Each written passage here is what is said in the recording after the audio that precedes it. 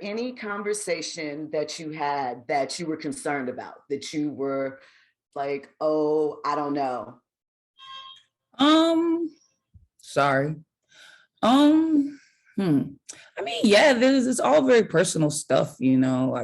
I do an episode about prison and my brother going to jail, and it ends with me talking to him, and we're talking about stuff that we haven't spoken about, you know what I mean? So it's kind of like, yeah, I don't know how that's gonna go, or my brother's never been on TV. How comfortable is he gonna be?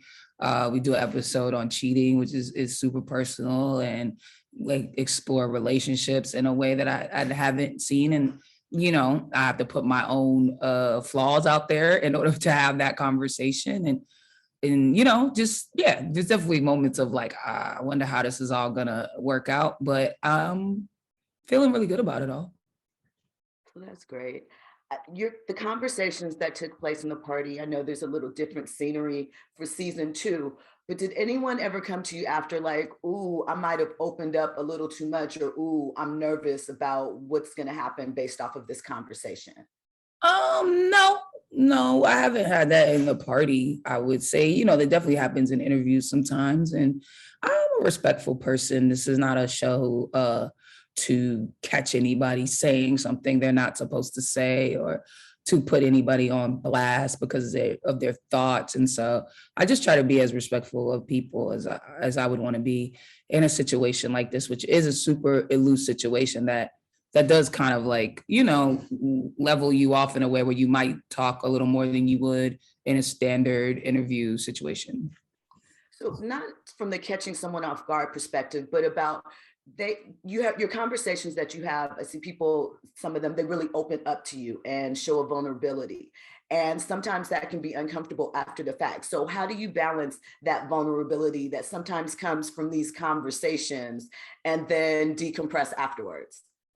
I mean, I don't know. I don't know that I've ever had like a real like, oh, we need to talk after this. I've definitely just had people be like, hey, I kind of said a thing that I don't know if I want that out there. And I'm like, cool, then we won't put it out. I mean, it's that easy to me. It's like, if you're not comfortable, then I'm not comfortable. And just for dogmatic karma reasons, I don't move that way.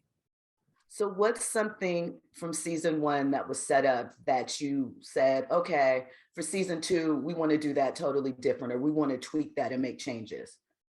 I would say the biggest thing was just the what we were calling activations at the end. Some of them kind of leaned towards super sketchy, and that was never really the goal.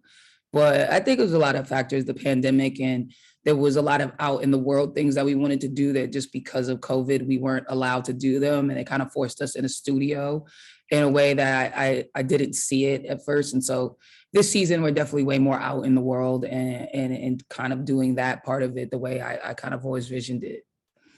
So what's been the most fun about this process? Working with my friends, Jack Knight, Zach Fox, and Lisa Kerman, they all work on Pause as well as Bust Down.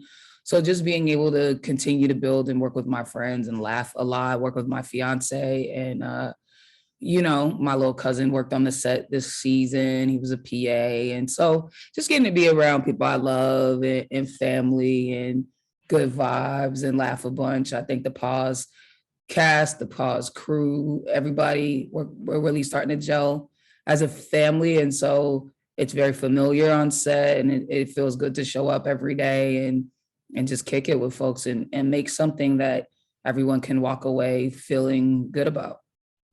So if you were to pick one episode from either season one or season two, like this is the show that epitomizes what Positive Sam J is about, which show would you tell someone to watch? It's hard because season two has so many good gems, and it's like you got to put them. We're still editing, so it's also like we got to put them together. So it's hard to pick a season two favorite as it stands. Yeah, that's tough. That's tough. There's a lot of good stuff in there. Season one, I would say episode 3, Titties Out, was probably like a pinnacle. This is the show to me when it's doing everything correct.